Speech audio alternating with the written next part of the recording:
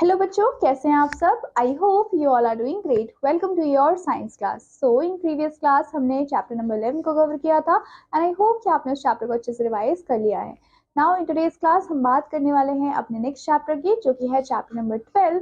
और chapter number 12 में हम पढ़ेंगे सम नेचुरल फिनोमिना को, राइट। तो बच्चों, coming to the warm up में हमें क्या बोला है। We live in close harmony with nature. हम नेचर के साथ बहुत क्लोजली एक हार्मनी में रहते हैं और हम एक्सपीरियंस भी करते हैं वेरियस नेचुरल फिनोमिना को एवरीडे। अब बच्चों, ये जो फिनोमिना होते हैं वो कौन कौन से होते हैं, जैसे कि विंड हो गया, ब्रीज है, रेन है, सनराइज है, सनसेट है, वेव्स हैं, टाइड्स हैं। ये सारी चीजें असेंशियल होती है एग्जिस्टेंस के लिए, even though they are often go unnoticed in our daily life. मतलब कि हमें पता तो है कि इसकी एग्जिस्टेंस है, लेकिन कभी कभी क्या होता है कि अननोटिस्ड रह जाती हैं, हम कोई भी नोटिस नहीं करते इन छोटी छोटी चीजों को। एंड लेकिन जब कुछ नेचुरल फिनोमिना होते हैं वो काफी ज्यादा क्या होते हैं, स्ट्राइकिंग होते हैं, ड्रामेटिक होते हैं, और वो बहुत जल्दी क्या कर लेते हैं, कैप्चर कर लेते हैं अटेंशन को। तो यहाँ पे before are a few striking natural phenomena, यहाँ पे आपको पिक्चर्स दी हुई है कुछ नेचुरल फिनोमिना की। तो आपको क्या करना है, आपको यहाँ पे उनको पहचानना है और डिस्क्राइब करना है व्हाट इज हैपनिंग। तो यहाँ पे अगर आप पिक्चर्स देखोगे तो बच्चों, फर्स्ट पिक्चर में आपको दिख रहा है लाइटनिंग हो रही है, राइट। बिजली कड़क रही है, लाइटनिंग है। फिर उसके अलावा आपको दिख रहा है सेकंड पिक्चर में कि आग लग गई है, फायर की कंडीशन है। फिर हमने देखा थर्ड पिक्चर में कि अर्थक्वेक है ना। फिर फोर्थ पिक्चर में आपको दिख रहा है कि सारी चीजें बह रही है, मतलब फ्लड की बात हो रही है। तो ये सारे क्या है, ये सारे ही आपके क्या है, नेचुरल फिनोमिना होते हैं। इन दिस चैप्टर हम एक्सप्लोर करने वाले हैं कि कौन कौन से ऐसे दो सिग्निफिकेंट नेचुरल फिनोमिना है, which is first one is a lightning and the second one is a earthquake. इन दोनों ही टॉपिक को हम बहुत ही डिटेल में पढ़ने वाले हैं। Both of these phenomena have the potential to cause tremendous damage to life and property. अब जो lightning है और जो आपका अर्थक्वेक है, उसके पास इतनी पोटेंशियल है कि वो क्या कर सकता है, वो बहुत ज्यादा डैमेज पहुंचा सकता है हमारी लाइफ को और हमारी प्रॉपर्टी को। तो इसी वजह से हम ये पढ़ेंगे कि ये क्यों होते हैं और कौन कौन से प्रिकॉशंस हैं जो कि हम ले सकते हैं ताकि हम इन दोनों चीजों से खुद को प्रोटेक्ट रख पाए। तो सबसे पहले बच्चों, हम लाइटनिंग की बात करेंगे। तो लाइटनिंग क्या होता है, सडन और पावरफुल डिस्चार्ज होता है इलेक्ट्रिसिटी का। मतलब कि सडनली और बहुत ही पावरफुल क्या हुआ, इलेक्ट्रिसिटी का डिस्चार्ज हुआ। और ये कब अकर होता है, जब थंडरस्टॉर्म होता है।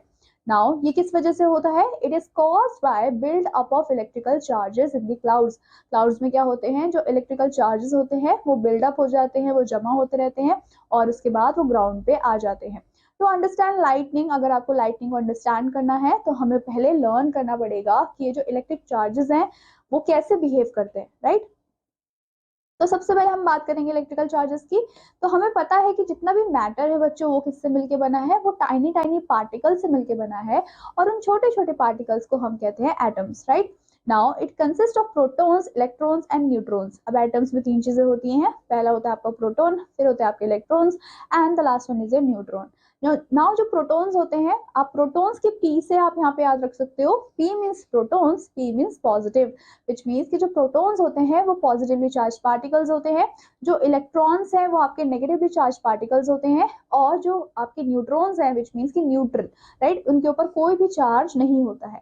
नॉर्मली जो एटम्स होते हैं वो इक्वल नंबर में होते हैं, विच मीन्स कि equal number of protons and electrons होंगे, जिनकी वजह से वो इलेक्ट्रिसिटी जो है वो न्यूट्रल हो जाती है। हाउएवर, लेकिन अगर क्या हो, जो वहां पे आपको ज्यादा प्रोटॉन्स देखने को मिले एज कम्पेयर टू इलेक्ट्रॉन्स, तो जो एटम्स हैं वो पॉजिटिव चार्ज हो जाएंगे। And if there are more electrons, अगर वहां पे ज्यादा इलेक्ट्रॉन्स होंगे, then the protons, the atoms are negative charge. तो जो एटम्स है वो कैसे हो जाएंगे, वो नेगेटिव चार्ज हो जाएंगे। Now when two objects with the same type of charge, अब यहाँ पे अगर क्या है, दो ऑब्जेक्ट है और दोनों के ही ऊपर क्या है, सेम टाइप ऑफ चार्ज है। जैसे कि अगर हम बात करें कि both positive and both negative, मतलब दोनों ही या तो पॉजिटिव हो या फिर दोनों ही नेगेटिव हो, तो जैसे ही वो आपस में आते हैं, मतलब कम क्लोजर आते हैं, तो वो रिपेल करते हैं ईच अदर को।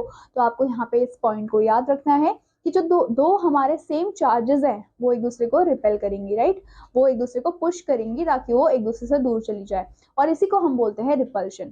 क्या बोलते हैं बच्चों, रिपल्शन हम बोलते हैं। फॉर एग्जाम्पल अगर हम बात करें, अगर हम दो पॉजिटिवली चार्ज प्रोटॉन्स को क्या करेंगे, ये दो जो पॉजिटिवली चार्ज प्रोटॉन्स है वो आपस में एक दूसरे को रिपेल करेंगे, ऑन दी अदर हैंड अगर हम देखते हैं कि जब दो अपोजिट क्या होते हैं, दो अपोजिट चार्जेस होते हैं, फॉर एग्जांपल अगर एक चार्ज पॉजिटिव है तो दूसरा चार्ज नेगेटिव होगा, राइट। तो ये दोनों जब आपस में आएंगे तो वो एक दूसरे को अट्रैक्ट करेंगे, राइट, रिपेल नहीं करेंगे, और इसी को ही हम बोलते हैं अट्रैक्शन। फॉर एग्जाम्पल आप क्या करोगे, एक पॉजिटिवली चार्ज प्रोटॉन ले लो, एक नेगेटिवली चार्ज आप इलेक्ट्रॉन ले लो, तो ये दोनों क्या करेंगे, प्रोटॉन इलेक्ट्रॉन एक दूसरे को अट्रैक्ट करेंगे। जबकि हमने क्या देखा था, हमने देखा था कि जो सेम चार्जेस थे वो एक दूसरे को रिपेल कर रहे थे।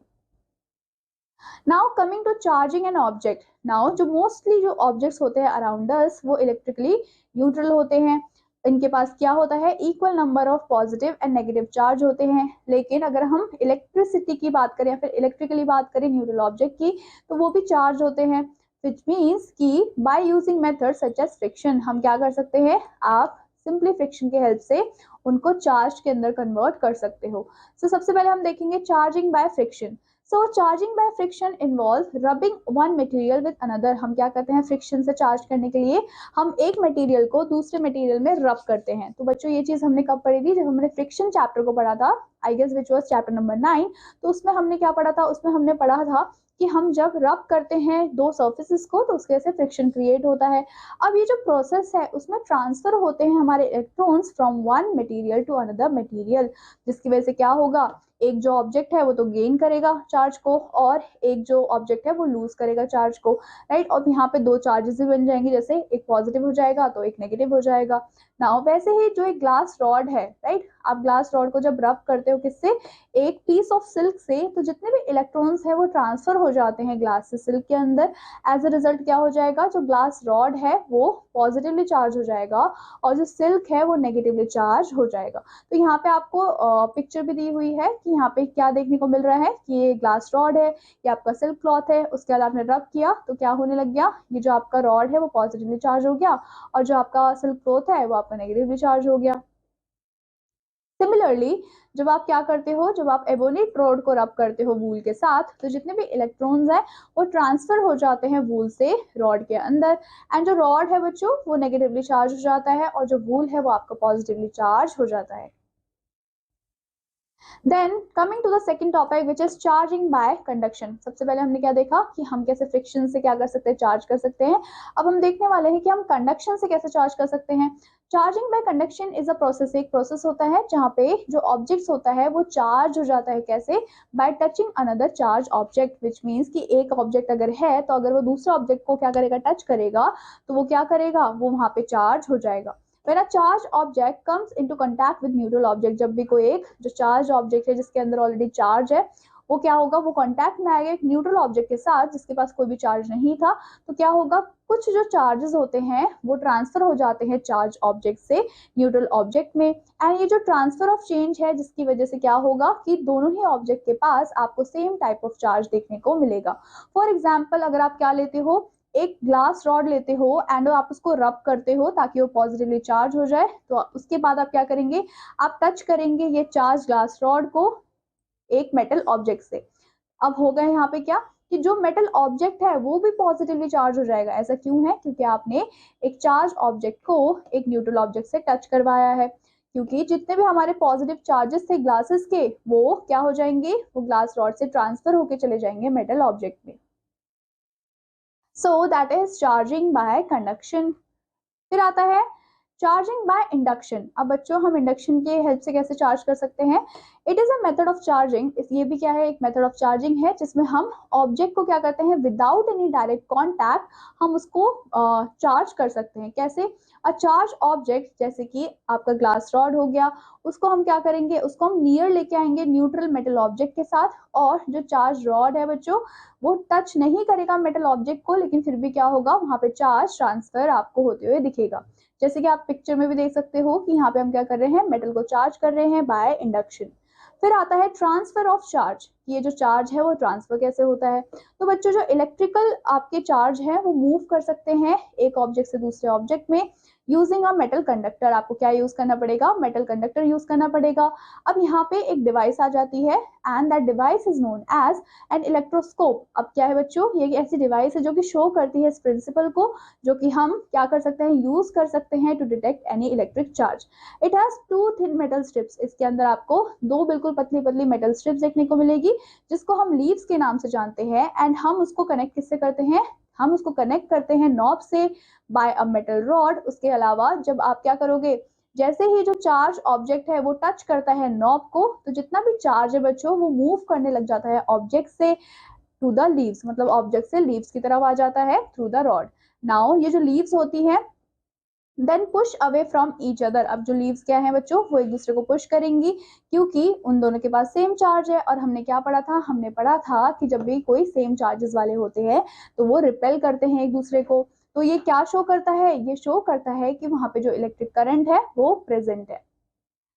Then when a charge object touch an uncharge object, जब भी क्या होता है, जब भी कोई चार्ज ऑब्जेक्ट किसी भी अनचार्ज ऑब्जेक्ट को टच करता है तो जितने भी इलेक्ट्रिक चार्जेस होते हैं वो मूव होते हैं चार्ज ऑब्जेक्ट से अनचार्ज ऑब्जेक्ट के अंदर until their charges are balanced. और कब तक होता रहता है, जब तक दोनों के चार्जेस बैलेंस नहीं हो जाते। और इसी प्रोसेस को हम बोलते हैं डिस्चार्जिंग। क्या बोलते हैं बच्चों, डिस्चार्जिंग बोलते हैं। Now if a charge object is connected to the earth, जैसे आप क्या करोगे, आप चार्ज ऑब्जेक्ट को कनेक्ट करोगे अर्थ से, तो बच्चों जो चार्ज है बच्चों वो मूव होने लग जाएगा ऑब्जेक्ट से अर्थ की तरफ, जिसकी वजह से जो ऑब्जेक्ट है वो लास्ट में न्यूट्रल हो जाता है। और इसी को हम बोलते हैं अर्थिंग। क्या बोलते हैं बच्चों, अर्थिंग हम इसको बोलते हैं। नाउ अर्थिंग हमारे लिए इतनी ज्यादा इंपॉर्टेंट क्यों है, क्योंकि हमारी सेफ्टी के लिए इंपॉर्टेंट है। क्योंकि जितना भी हमारा एक्स्ट्रा चार्ज होता है वो अलाउ करता है कि वो फ्लो करे अर्थ में, एंड इसी की वजह से प्रिवेंट होता है आपके इलेक्ट्रिक शॉक। मतलब जितना भी आपका क्या था, जितना भी एक्स्ट्रा चार्ज था वो सारा अर्थ में चला जाता है और आप सेफ रह जाते हो। दिस इज वाई जितने भी आपके इलेक्ट्रिकल अप्लायंसेज होते हैं या फिर जितने भी आपके हाउसेज मीन्स होते हैं वो अर्थड होते हैं, right.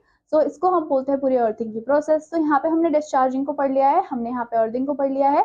Now moving forward to our next topic which is mechanism of lightning. तो बच्चों हम देखने वाले हैं कि जो लाइटनिंग है उसकी पूरी मैकेनिज्म कैसे है, वो कैसे वर्क करती है।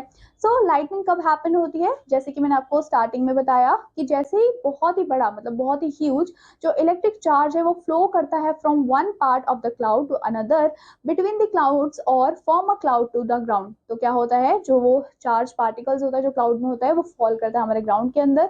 और जितने भी हमारे थंडर क्लाउड्स होते हैं उनके पास इलेक्ट्रिकल चार्जेस होते हैं जो कि सेपरेट हो जाते हैं with the bottom part usually having negative charges. तो आपको जो बॉटम पार्ट है, मतलब जो नीचे का पार्ट है, वहां पे आपको हमेशा ही नेगेटिव चार्जेस देखने को मिलेंगे, और जो टॉप का पार्ट होगा वहां पे हमेशा ही आपको पॉजिटिव चार्जेस देखने को मिलते हैं। Now air does not let charges flow. अब जो एयर है वो चार्जेस को फ्लो नहीं होने देती, क्योंकि एयर क्या है, एयर आपका इंसुलेटर है।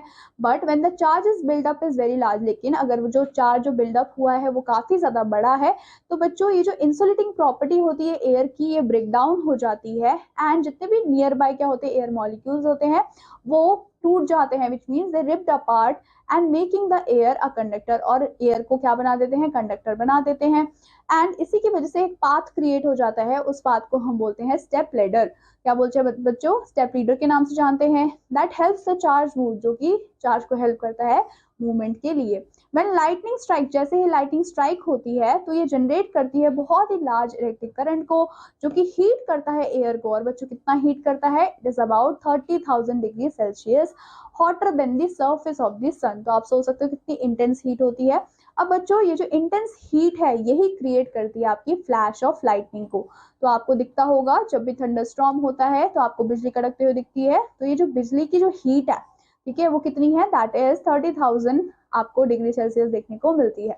तो सडन जो हीटिंग है जिसकी वजह से हमारा क्या हो जाएगा, जो एयर है वो क्विकली एक्सपैंड होने लग जाता है and it's cause a shock wave. और ये क्या क्रिएट कर देता है, शॉक वेव को क्रिएट कर देता है, जो कि हम सुनते हैं एज अ थंडर। नाउ ये जो लाइटनिंग है ये हमारे लिए काफी ज्यादा डेंजरस है, क्योंकि अगर ये जो स्ट्रॉन्ग इलेक्ट्रिक करंट है एंड हाई जो टेम्परेचर है, ये दोनों ही चीजों की वजह से क्या है बच्चों, ये हमारे लिए अनसेफ हो जाती है, और हमें इसी वजह से थंडरस्टॉर्म से बच के रहना चाहिए। Now coming to lightning conductor. Now जो लाइटनिंग कंडक्टर्स होते हैं वो प्रोटेक्ट करते हैं हमारे बिल्डिंग्स को, ताकि लाइटनिंग की वजह से कोई भी डैमेज ना हो। उसके अलावा lightning is more likely to strike tall और आइसोलेटेड ऑब्जेक्ट। जो लाइटनिंग होती है वो मोस्ट प्रोबेबली किसको स्ट्राइक करती है, जैसे कि आपके टॉल टॉल ट्रीज हो गए या फिर आइसोलेटेड ऑब्जेक्ट्स हो गए, for example your trees, your poles, wires or building rather than larger objects or the flatter surfaces. So the main idea behind the lightning protection is to offer a direct and easy path. तो बच्चों जो हमने lightning conductor protector लगवाए हैं इनका main function क्या है कि हम क्या करें, हम लाइटनिंग को एक इजी पाथ दे दें before reaching the ground without passing through a building और any other object, so that कि जितनी भी बिल्डिंग्स है, जितने भी ऑब्जेक्ट्स है वो बच पाए।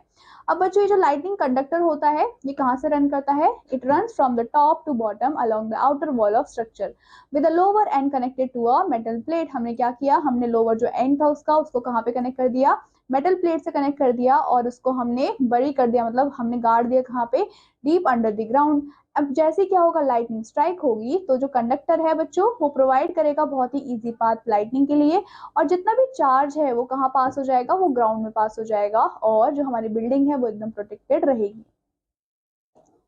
Now coming to knowledge digest, तो बच्चों नॉलेज डाइजेस्ट में हमें क्या दिया हुआ है, जो नेशनल डिजास्टर रिस्पांस फोर्स है which is known as NDRF, उन्होंने स्टार्ट किया था, किसने स्टार्ट किया था, it is started by the government of India in 2006। अब यहाँ पे जो ट्रेन्ड पीपल होते हैं वो क्या करते हैं, वो क्विकली हेल्प करते हैं डिजास्टर्स में, दोनों ही डिजास्टर चाहे वो नेचुरल हो चाहे वो मैन मेड हो, एंड वो रेस्क्यू करते हैं और इवैक्यूएट करते हैं लोगों को डेंजर से, एंड वो उन्होंने बहुत सारे ऐसे लाइफ है जिनको सेव किया भी है और आगे भी सेव करते आ रहे हैं। तो बच्चों यहाँ पे आपको नाम याद रखना है, that is the national disaster response force. फिर हम बात करेंगे अपने नेक्स्ट टॉपिक की, which is safety measures again lightning strikes. तो बच्चों कौन कौन से सेफ्टी मेजर्स हैं जो कि हम ले सकते हैं और हम प्रोटेक्टेड रह सकते हैं। Do not take shelter under a tree, आपको कभी भी किसी भी पेड़ के नीचे शेल्टर नहीं लेना है, स्पेशली जब लाइटनिंग हो रही हो, क्योंकि लाइटनिंग क्या कर सकती है, लाइटनिंग स्ट्राइक कर सकती है ट्री को एंड वो कैच कर सकती है फायर को और वो आपके लिए डेंजरस हो सकता है। जो सेफेस्ट प्लेस्ड होता है during the thunderstorm that is indoors, मतलब आपको घर के अंदर ही रहना चाहिए और आपको ट्राई करना है कि आप फाइंड करो ऐसा एक sturdy building for a shelter. If the building is not available, अगर बिल्डिंग अवेलेबल नहीं है तो आप कार को या फिर जो भी लार्ज व्हीकल्स होते हैं उनको भी यूज कर सकते हो प्रोटेक्शन के लिए। उसके अलावा do not run across large open field, जो लार्ज ओपन फील्ड होती है, बड़ी बड़ी फील्ड होती हैं, आपको वहाँ पे नहीं भागना है या फिर हाई ग्राउंड में नहीं भागना है, क्योंकि इन एरियाज पे ज्यादा चांस होता है लाइटनिंग के स्ट्रक होने का। And if you can not find a safe place, अगर आपको कोई भी सेफ प्लेस नहीं मिलती है तो आपको स्क्वेट डाउन करना है और लो लाइंग एरिया में रहना है ताकि आप मिनिमाइज कर पाओ एक्सपोजर को। उसके अलावा जितने भी इलेक्ट्रिकल अप्लायंसेज हैं आपको उनको टच नहीं करना है, कोई भी आपको मेटल प्लम्बिंग लाइंस को टच नहीं करना है ड्यूरिंग थंडरस्टॉर्म, क्योंकि ये ऑब्जेक्ट्स क्या करते हैं, ये ऑब्जेक्ट्स कंडक्ट कर सकते हैं इलेक्ट्रिसिटी को और उसकी वजह से क्या हो सकता है, आपको शॉक लग सकता है। Avoid holding up an umbrella, आपको कभी भी छाता पकड़ के नहीं खड़े होना है, स्पेशली अगर उस छाते की जो टिप है वो मेटल की बनी हो, क्योंकि जो मेटल होता है वो क्या करता है, वो अट्रैक्ट कर लेता है लाइट को और वो आपके लिए डेंजरस हो सकता है।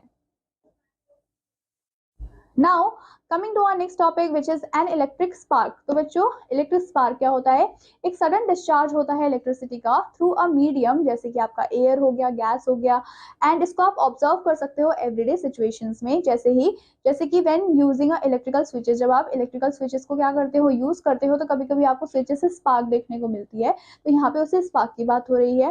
एट नाइट अगर हम बात करें, if you switch off all the lights, अगर आप सारे लाइट्स को स्विच ऑफ कर दो एंड देन आप अगर क्लोजली ऑब्जर्व करो इलेक्ट्रिकल स्विच को while turning of a fan, तो आपको क्या दिखेगा, एक स्मॉल फ्लैश ऑफ लाइट दिखेगा। एंड ये क्यों अकर होता है, ये इसलिए अकर होता है क्योंकि जितने भी हमारे इलेक्ट्रिकल चार्जेस होते हैं वो जंप करते हैं across the small gap form when the switch is being turned of. जैसे हमने स्विच को टर्न ऑफ किया तो वहां पे एक छोटा सा क्या बन गया, गैप बन गया, जिसकी वजह से आपको इलेक्ट्रिकल स्पार्क देखने को मिलता है। Then heating the air molecules and emitting light, क्या हो रहे हैं, जो एयर मॉलिक्यूल्स है वो हीट हो रहे हैं और हीट होंगे तो वो एमिट करेंगे लाइट को। अब जाओ ये हमारा लाइटनिंग है, लाइटनिंग क्या है बच्चों, एक नेचुरल एग्जांपल है लार्ज स्केल इलेक्ट्रिकल स्पार्क का इन द एटमॉस्फेयर, जबकि जहाँ पे क्या हो रहा है, जहाँ पे मूवमेंट हो रही है इलेक्ट्रिकल चार्ज पार्टिकल्स की एंड वो हीट कर रहे हैं एयर मॉलिक्यूल्स को, एंड वही एयर मॉलिक्यूल्स क्या कर रहे हैं, बाद में प्रोड्यूस कर रहे हैं बहुत ही ब्राइट फ्लैश लाइट को during a storm, right. So that is all about an electrical spark. तो बच्चों इसी के साथ हमने यहाँ पे लाइटनिंग को कंप्लीट कर लिया है। आई होप आपको लाइटनिंग अच्छे से समझ आ गई है। नेक्स्ट टॉपिक में और नेक्स्ट क्लास में हम बात करेंगे अर्थक्वेक की। That is all for today's class. I hope आपको ये क्लासेस समझ आ गई होगी. I will meet you in your next class. Take care and bye bye.